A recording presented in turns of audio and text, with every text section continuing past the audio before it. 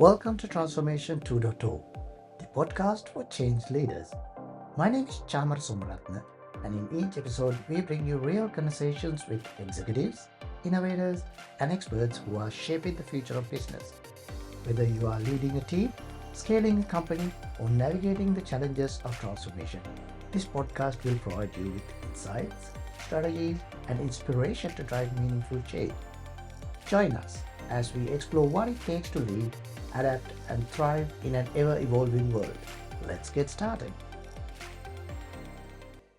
Hey everyone, welcome to another episode of Transformation 2.0. We're going to be speaking to Peter Roeber, who is the Global Strategic Growth and Innovation Leader at the Fabrics Division of Gore Associates. And we're going to be looking at corporate innovation challenges in the fabric and textile industry. And we'll address a few areas in this conversation today. But before we do that, let me hand over to Peter and get him to introduce himself and tell us a little bit about Go. Peter, thank you again for being here today. Tell us what does Go do, and also explain a little bit about what your role is in Go. Yeah, thanks, Samara. It's great to be here. I just want to take a quick second to kind of share that the views and opinions I share today will, through this discussion, are that of my own. It'll certainly draw upon a lot of my experience at Gore, but they may not necessarily reflect the perspectives of Gore. Just want to clarify that. So a little bit about Gore. Gore's really best known probably for our Gore-Tex fabrics, right? This is a performance laminate that's used to enable outdoor apparel gear for decades, making it waterproof, windproof, and breathable.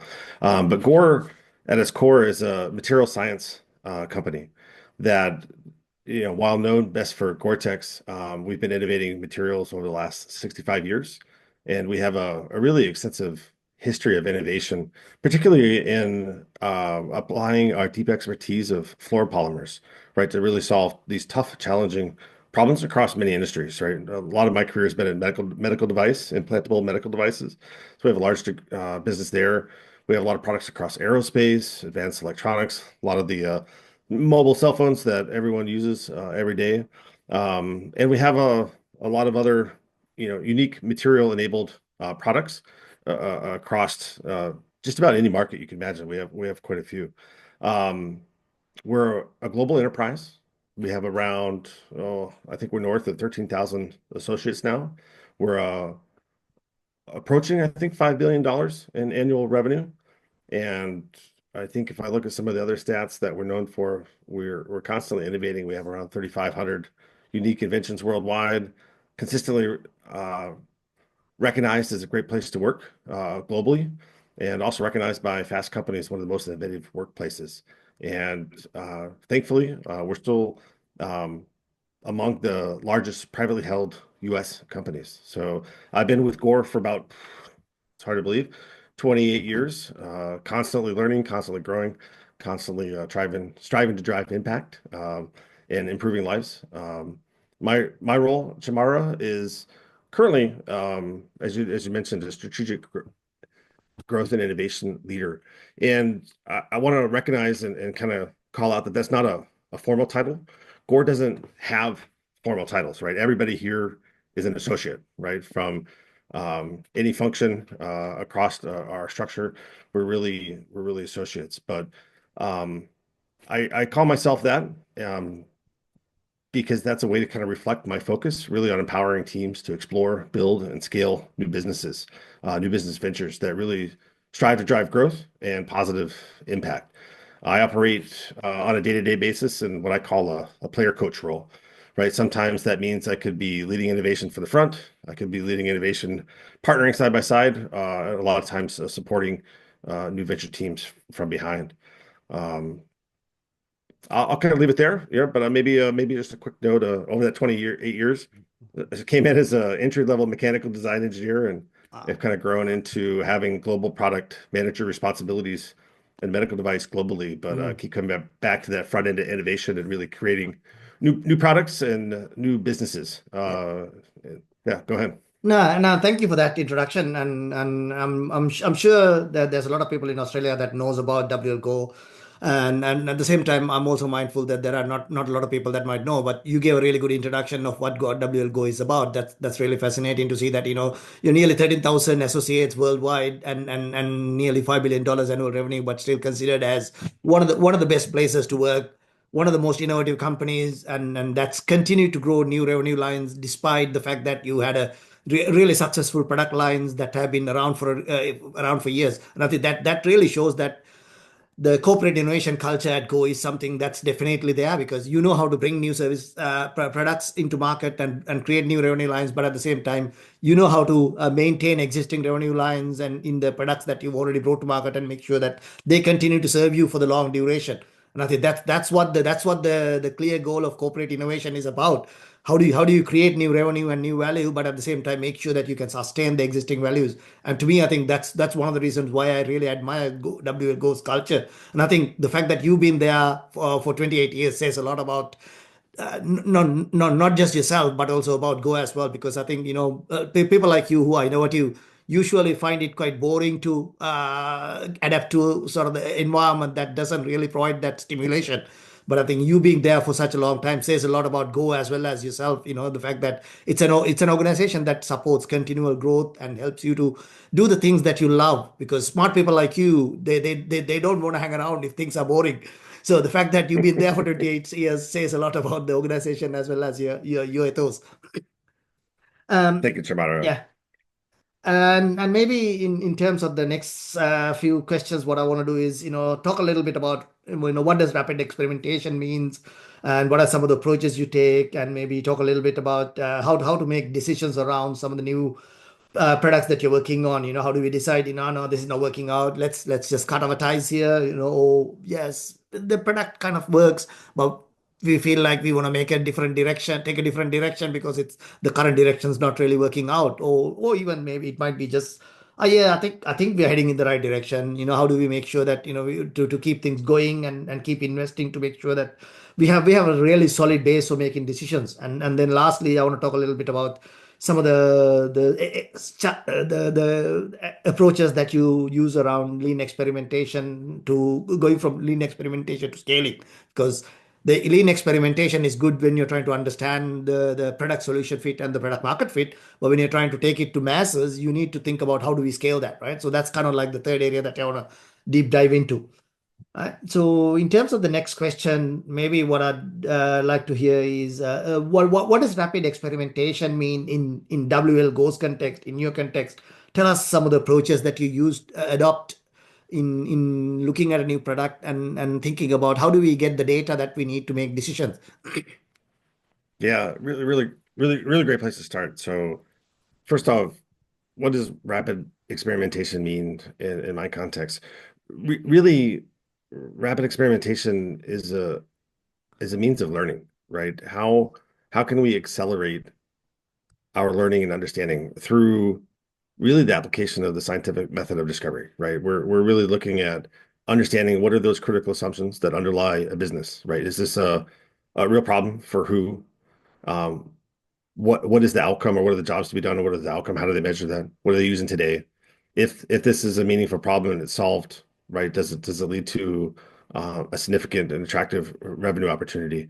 And there are many assumptions, right? But to me, it's trying to break them down into first order, second order, right? So the term I love to use is death blow assumptions, right? These assumptions that, if untrue, will kill your business or kill the opportunity. So we start there, right? And really, what that experiment, how it's designed, really depends on the assumption, right? So if your assumption is maybe around, hey, a technical performance of a medical device, maybe say the rate of complications of what physicians are striving for, and you have benchmarks across historical information, a really easy experimentation may be like, hey, we're going to go talk to 10 or 15 world leading physicians and learn like what are the current complication rates and what are the desired rates, and what's a meaningful difference, right, on the way towards that improvement. And just through that qualitative learning, you Mm, could pick up strong patterns, right? So if you talk to 10 or 15 people and the majority of them are consistent, or even if you have some outliers, you kind of dig into the outliers, so maybe you learn something unique.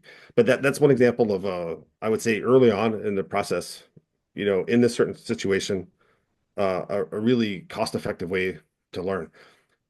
Things may be more complex, right? You may understand, let's say, for example, some of the stuff I'm working on today in circular business models around consumer behavior, right? Trying to shift folks from a leading economy to a circular economy. Uh, Consumer behavior is much more complex, right? And we can't ask people what they think, right? We Yeah, have to understand what they do, yeah, and try to line up. Do people actually do what they say? yeah, And that requires, more observational behavior experiments, right? So yeah. maybe we identify groups of people through online smoke tests as an example, where we Hmm. would maybe target and position and advertise a certain solution. People that believe that solution would solve their needs, we'd recruit them in.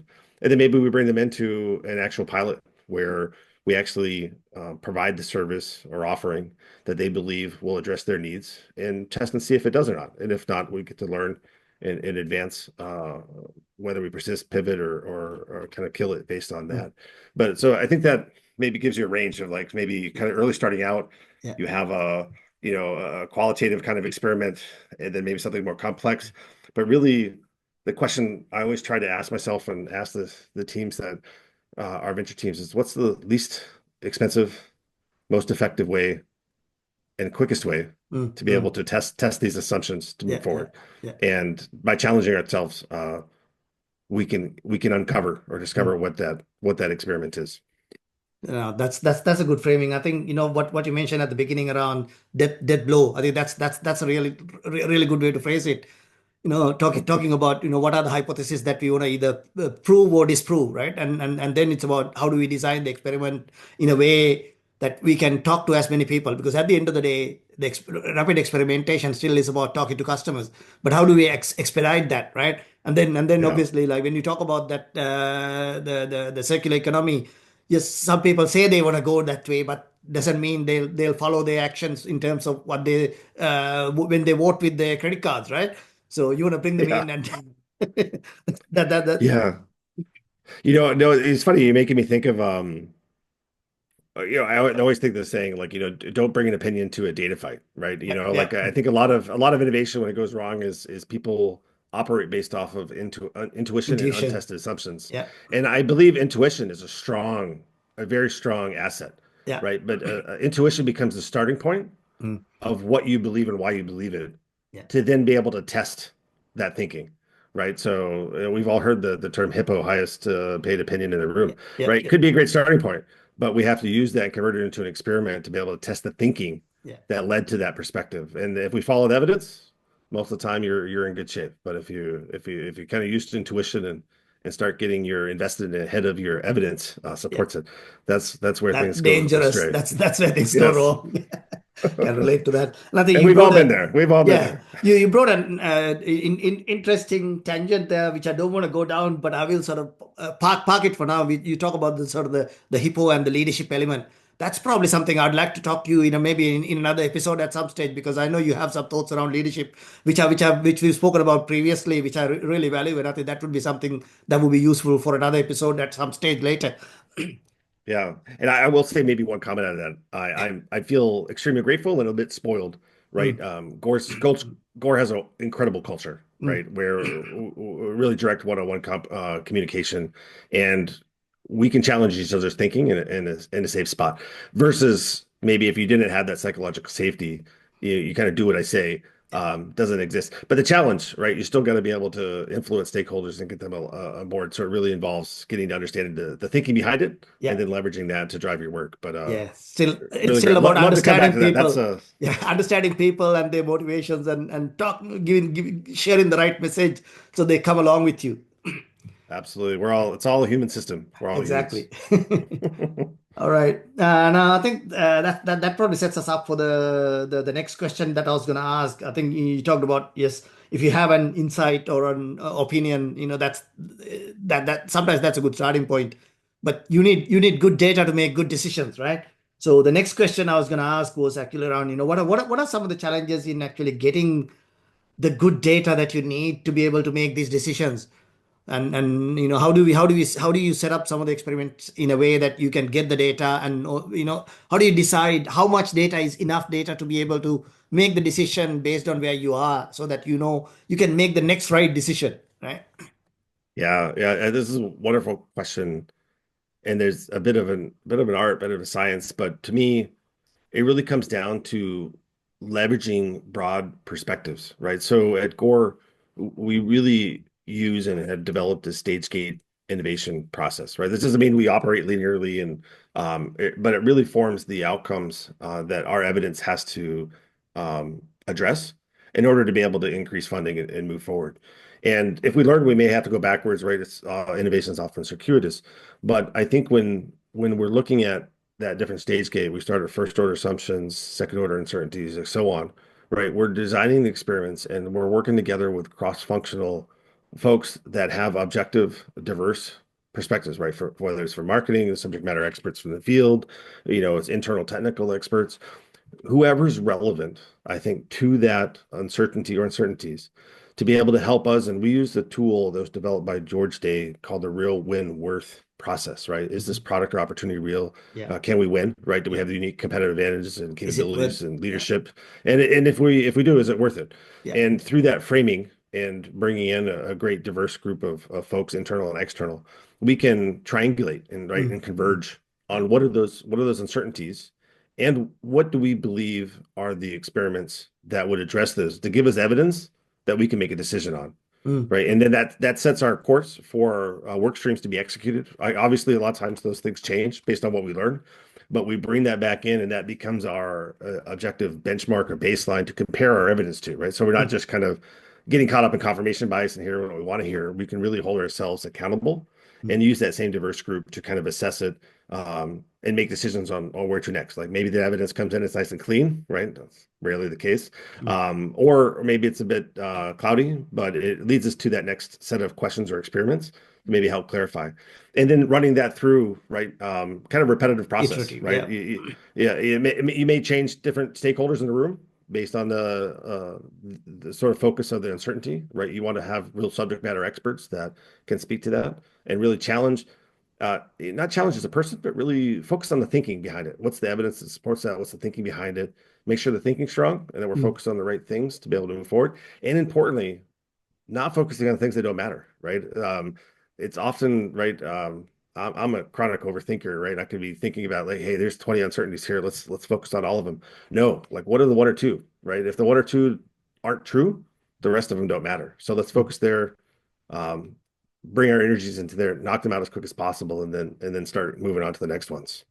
But I think when you do that and you have strong alignment with your your key subject matter experts and your leadership team, right? These are often the leaders that have the hold the purse strings or decision-making authority to make the next tranche of investment. If you're all aligned to that and the evidence comes in and supports that strongly in next step, usually things go well, right? Yeah. I think it's when you don't have that evidence, right, and you're trying to argue based on your rationale or your opinion or these subjective perspectives, which again is intuition, right? It's never going to be black and white with the evidence, but it has to be substantiated by strong evidence, your Yeah. perspective. And when you have Mm. that, to me, I just say, let's follow the evidence, let's Yeah. get the evidence, follow it through, rinse and repeat, and Yeah. then we'll see where it leads. And that it's funny, in a way, like the outcome course, everyone wants to create a new business to change the world, improve lives. The work that we're doing along the way for an outcome that achieves that and an outcome that doesn't pan out, it looks and feels Very exactly the similar. same. We don't know until the end. So maybe a little side note, just to kind of recognize the importance of how we do our work Mm. in that method is so important, right? Yeah. Because we always say if you can, a person can pick a what isn't going to be a winner Mhm. by that logic, you should be able to pick what are winners. And then, if that were true, we'd be creating innovative products every time we go through the process, which is just not untrue. It's just not Mm. true. So we've got Mm. to, every time we got to follow the evidence, follow the process, and see where it leads us. Mm. And I think you made a great point about the real win word. To me, that really brought it home to something that I've often referred to in the past. I'm sure you've heard of this DVF, the desirability, viability, feasibility, right? So, but DVF, we look at it more from a sort of a problem solution perspective. But I think real win word, you look at it more from a product market fit perspective. And I think that's a really good way to look at the two things. So the Yeah, DVF could be, sorry. to me, they're very synonymous, right? Mm, I think they're slightly different perspectives getting at the same thing, right? yeah, One's yeah, maybe the human, centered design element of it, and the other one's maybe more functional engineering yeah, aspect of it. But together, and that's really what we do. It's a powerful combination. yeah, yeah.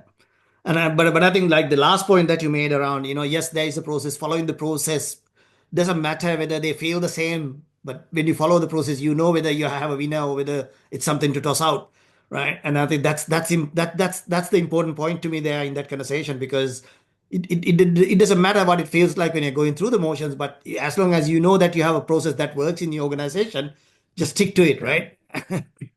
absolutely. And I would say maybe one add-on to this thinking here, Tamara, is bringing in a time-bound aspect to it, Mm, right? mm, I think it's very easy to continue experimentation to try to answer questions, right? yeah, You learn something else, you pivot somewhere.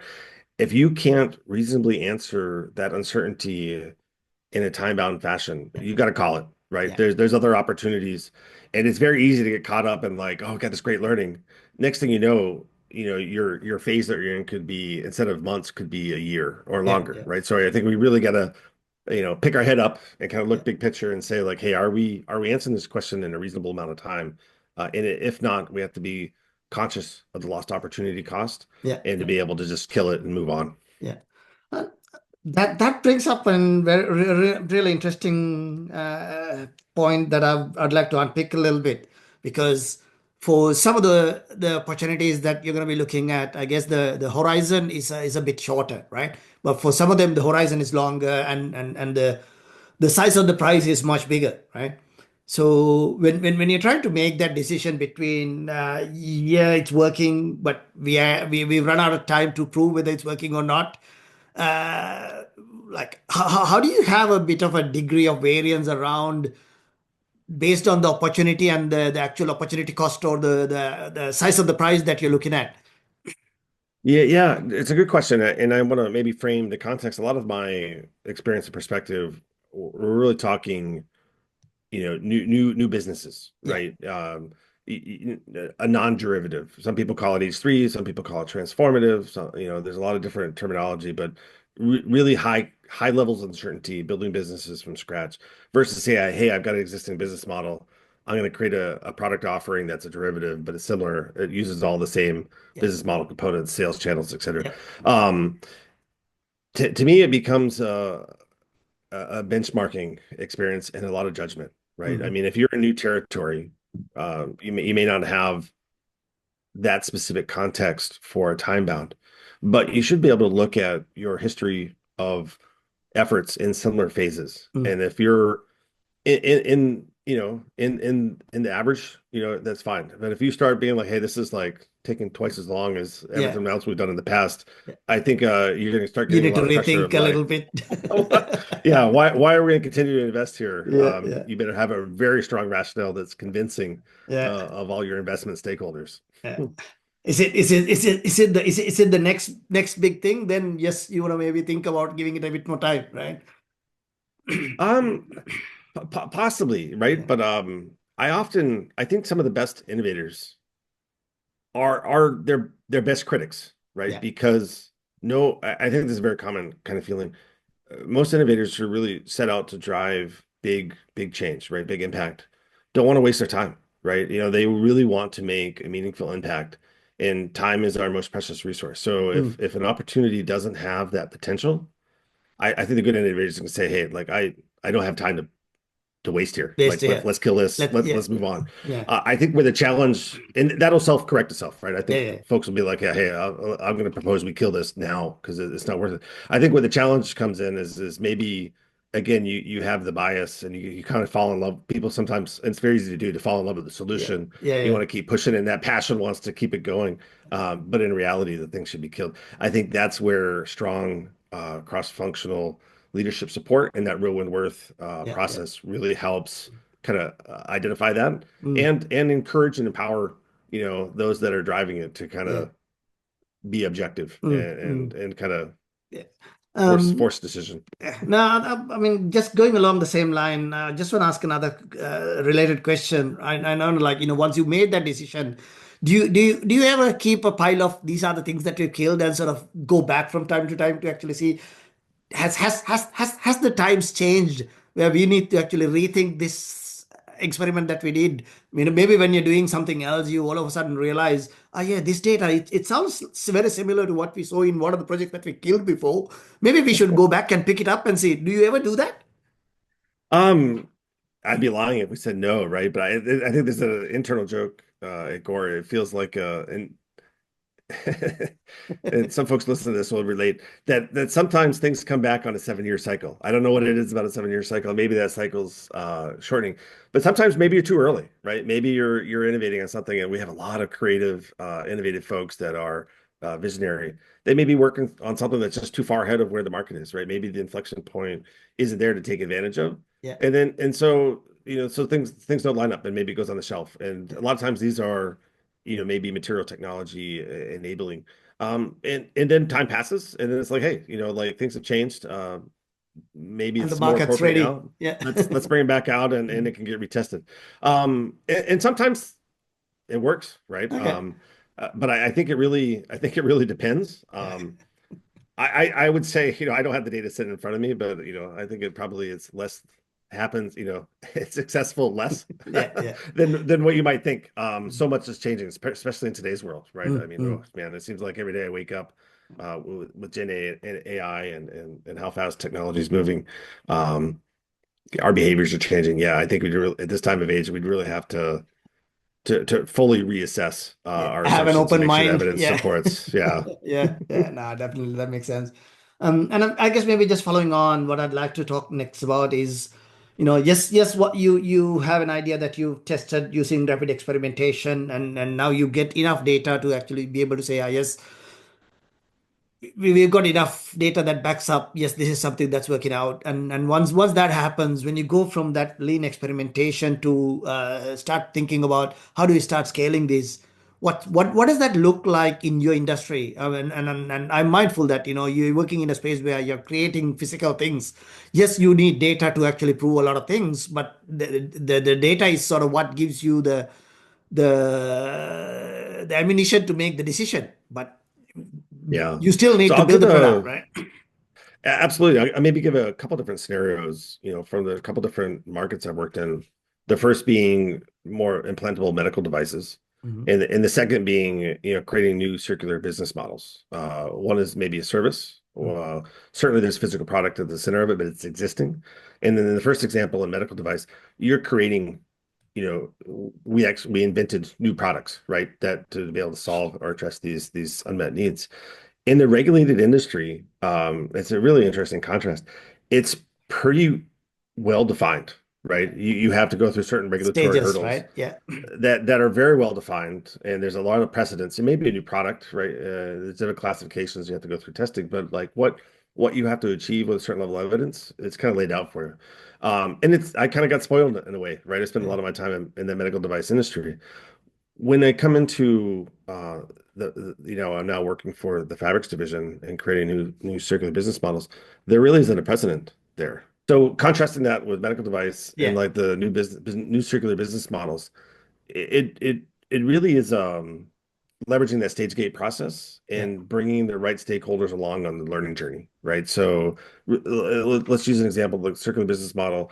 Early stages, we're operating just within our innovation, futures team, and we'll go through concept development. We'll maybe go through the first stage of lean. If things look good, we'll move it into what we call round A, and that's that first order assumptions. Yeah. If first order assumptions are addressed and things look good, Yeah. right? And we're going to move into round B. Round B isn't scaling, but it's sort of the second order kind of pre-scaling. Testing. Yeah. But at that point, usually your investments are going up. It's becoming more real. Yeah. You want to involve your stakeholders, your broader stakeholders, to kind of meet the teams where they are, to Yep. understand the evidence, the opportunity to kind of bring that into broader strategy and where we're going to move our investments. Because if you make it through round B, that is now where we're going to want to be, not just in testing or doing in-market pilots. We're going to want to really bring this to scale.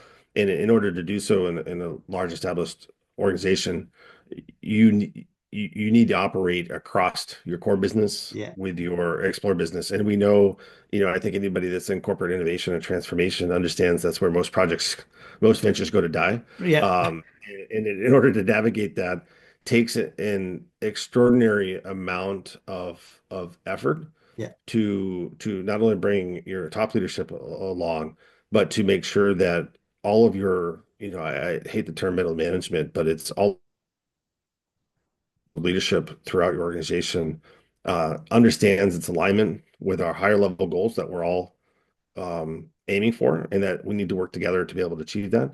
And managing change, right? People, it's relational. A lot of conversations to be able to line that, get people on board, and move it. And again, keeping working to these stage gate sort of milestones that demonstrate Hmm. that we're moving towards scale.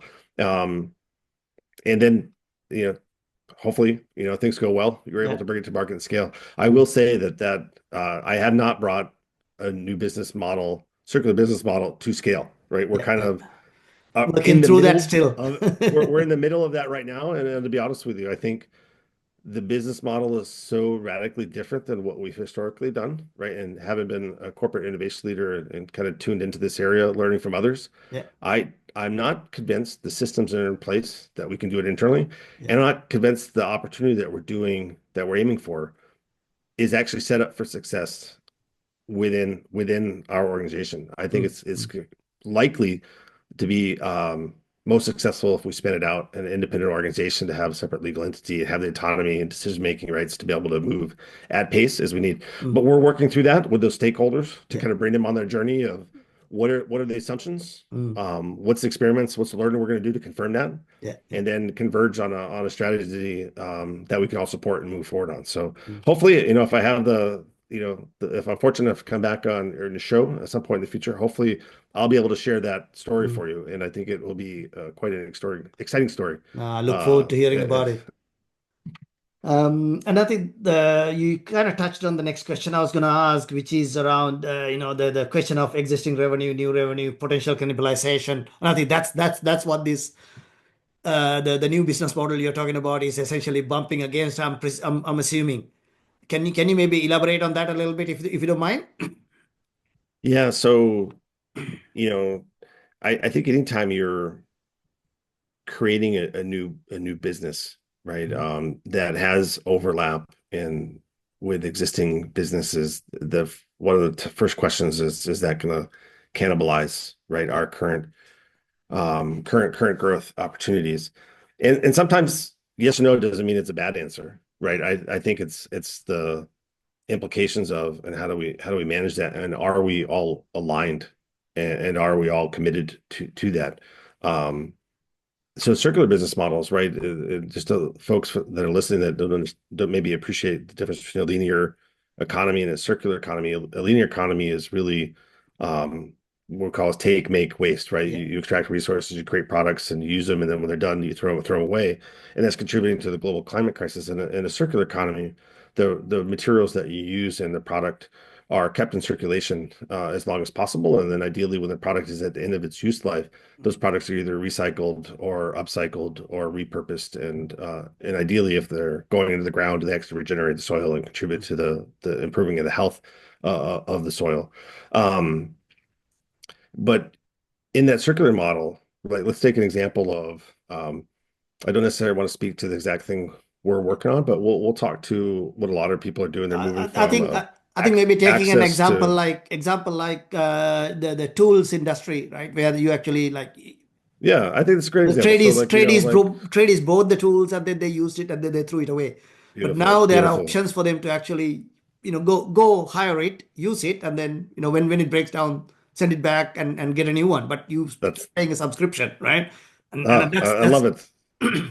I love your thinking. That's spot on. I think this is a wonderful example of, I would say, what people consider as ownership, right? I'm yeah, going to buy the tool, I'm going to use it, yeah, versus maybe I'm going to access it through a fleet subscription or fleet management, yeah, where people pay for the service, and then you're managing that fleet to keep products and tools in service longer, circulating, yeah, and the revenue model switches from the sales Yeah. right, to recurring revenue. Good. Yeah. And I think it's how do you, again, through experimentation, what do you Yeah. think is going to happen? Are these new customers? Are they conversion of existing customers? What are the impacts? I often love asking the question, what would have to be true in order for us to support this? And I usually use that for a specific person, right? Mm. And then use that as your discovery.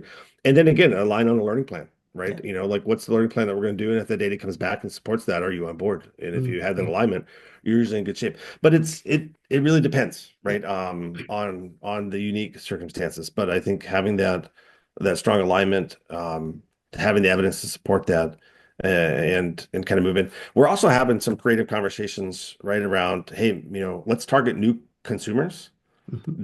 that minimize the risk of cannibalization. In the Mhm. long run, I'd love to convert everybody right to a Mm. Mm. recurring revenue model. Yeah. But maybe targeting a certain group, you minimize that potential risk to maximize your kind of learning Yeah. and then have more confidence, right? And then with that data and evidence, you can be more confident in understanding of what would actually happen and how does that influence Mm. stakeholders and change throughout the organization. Yeah. And I think part of that challenge is also not just internally within the organization, but also sometimes in your upstream supply chain or some your downstream consumption chain, right? So, like, it could be an organization that actually sells through intermediaries or other organizations that does value-added work to the products that you're making, right? In which case, if they're going to be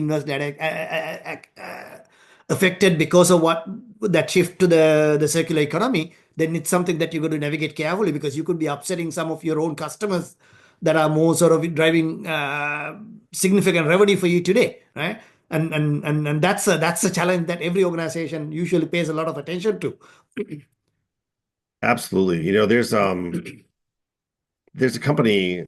I had the pleasure of joining the Ellen MacArthur Foundation's course through University of Exeter Business School Mhm. on circular economy. And one of the case studies was Riversimple. It's a UK-based company developing a hydrogen fuel electric vehicle. And Mhm. their business model just blew me away, right? So everyone in the whole supply and value chain was bought into circularity. So I'll just give you a real snippet. I won't give you the full model, but precious metals are used for creating electric Yeah. car batteries, Yeah. and those precious metals, in order to keep driving revenue, they have to keep mining resources to be able to do that. Mm. Their innovative model is like, they're going to essentially lease, right, or rent those precious metals for life, right? So Wow. that car, which is being built, and every vendor supplier that it's involved in a similar way, Mm. right? It creates a recurring revenue stream throughout the life cycle of the vehicle, and then the Vehicle. materials are then recycled and repurposed, and they stay in life for perpetuity. Mm. And importantly, the supplier is getting recurring revenue, a Mm. portion of that value that's created over the life of that, so they don't have to mine the resources. And that And that and and that that the model just blew me away, the right? food Of the environmental footprint of that is so small compared to continuously digging up and building new stuff and selling new stuff, right? Absolutely. Yeah. So I think, No, that sounds as we're amazing. getting into these really creative circular business models, Mm. um, ways of changing behavior, you have to get really creative or really innovative about Mm. about how you Mm. do that. But I think, yeah, a little side note here, there's a lot of great examples to draw from, right, Yeah, and learn yeah, from, and bring into your thinking and apply it to your situations. yeah, But that's certainly River Simple is one I would, yeah, if you're interested in circularity, is a yeah. great No. case study. No, definitely. That sounds like it. And I guess maybe the last question, we only have a few minutes left. When you come up against these challenges, how do you navigate them? What have you found sort of most useful in your experience of 28 years at Go? What made you impactful in your role? Yeah, so a lot of things come to mind when you ask me that, Tamara. The first one that comes to mind is two. One is we all have, right? If you're in this long in innovation, you have the battle wounds and scars. Uh, to have the learning, right? Yeah. In the benefit of the learning and the credibility that comes with, yeah, learning from that and applying it moving forward. Mhm. So I think that's a huge one. Having that relational network, right, to be able to have people have confidence and trust in you, I think is essential. Um, another thing that comes to mind is just the self-care it takes to be resilient and move on. Mhm. Um, I'll give you an example, right? For me, I got to get my rest. I've got to spend time in nature. I've got to exercise. I Mhm. got to do my daily journaling. They're just things that give you that willpower to be able to navigate. Because it's, as we know, as change makers, you're constantly fighting the status quo. It's going to beat you down, and you got to take care of yourself to be able to move forward. I would say those two things are kind of foundational. Mhm. Um, but really, it's ensuring that what you're working on aligns directly to the top of your Mhm. organization's strategic goals. Mhm. Mhm. And it is a large enough lever and options to be able to achieve that, to be able to get the mind space support Mhm. and the financial investment support to be able to go after it. Mhm. Because if you're lost, if you don't have that, alignment, strategic alignment, Mhm. and the C-suite buy-in and their mind space, Yeah. in our line of work, driving transformational innovation and change, you already lost the battle, Yeah. right? Yeah. So you really need to make sure that what you're working on is in line with that, and Mhm. you're engaging with those stakeholders to validate Yeah. and Yeah. confirm that and bring them along on that learning Mhm. journey, so that Mhm. when Mhm. you get into each of those stages of investments, you have that support and credibility, and you're kind of moving forward together. Yeah. Yeah. If you if there's a lag or a disruption, or they're not with you or you're not aligned, I think Mhm. those are the maybe watch out points Mhm. to Mhm. ensure that Yeah. Yeah. you're maybe not navigating those challenges, and they'll come back to bite you. Yeah. I think we've all been there when we haven't had high level strategic alignment, and Yeah. the carpet gets what pulled out from underneath Pulled of off us. That's underneath. not a fun spot to be in, and you learn that once, and you learn never to do it again. So No, I can relate to that. And I think that's a great framing that you talked about, sort of how do you navigate these changes. So yes, the battle scars and the learnings from your past experience, make sure they're there to actually help you, guide you through these challenges, and then obviously taking care of yourself, and then last but not least, making sure that what you're doing, there's strong support from the executive mandate that yeah, the organization has, making sure that there is someone that actually wants this to succeed, right? So making sure absolutely. that And alignment. But I maybe think one more the thing. sorry, One, I think Go there was ahead. one more thing that you mentioned there, Peter. Sorry to cut you off, but I think No worries. taking the stakeholders on the journey. To me, I think that's probably the sort of the thing that rounds it all, because to me, like, that talks about, yes, you have different stakeholders at different levels, right? So when it comes to taking care of yourself, it's all about your stakeholders knowing that you need that break, you need that time off, they need to respect your time off when you're trying to recover, right? Absolutely. And to be honest with you, this is a tough lesson to learn, right? I Yeah. can only speak for myself. You control your boundaries. Mm. You set your boundaries. You maintain your boundaries, right? So I hold myself accountable. There's many years where I didn't set boundaries, right? Hmm. I didn't even know what a boundary was in this definition, but setting them to ensure that I'm taking care of myself, really sets me up for success, so I can be there for others. Um, and that leads to long-term success. I just want to make one comment here. I mean, Yeah. as we're navigating these challenges, um, th th I want to make sure it's clear that this is a team effort. Everything I'm talking about, a lot of it's been from my single perspective, but it's a team level engagement where everybody's kind of working together to deliver on these goals, to be Yeah. able to help keep a large stakeholder team connected and moving along that journey with Yeah. us. And by, I think, creating that environment, and this is one of the beautiful things I love about Gore. I think a lot of our listeners are probably familiar with Amy Edmondson's work on psychological safety, Yeah. the Google Aristotle project, right, where you really need an environment where people can bring their true selves, right, and not be afraid to kind of share their perspectives, and not be afraid to kind of challenge thinking, Hmm. and if we could all do that together, Yeah. that just accelerates our learning, accelerates the trust. I mean, it's just it's the magic happens. And Mm. I think when you have that sort of environment, and you're operating with all your stakeholders, all your team members, all your subject matter experts together, Mm. that are bringing those perspectives combined into trying to solve a problem that's meaningful. That's when magic Man, happens. I don't think there's anything that can't be solved, Yeah. right? Yeah. And it's when you have all of that firing together, You're exactly right. That's where the magic happens. And Gore, we have a saying, this the sweet spot. We want to be in the sweet spot, and let's individually in our sweet spots and collectively in Yeah, our yeah. sweet spot, because that's where real impact happens, and the opportunity to not only drive growth, Mm, um, but to be able to have real meaningful impact mm. that will make the world a better place.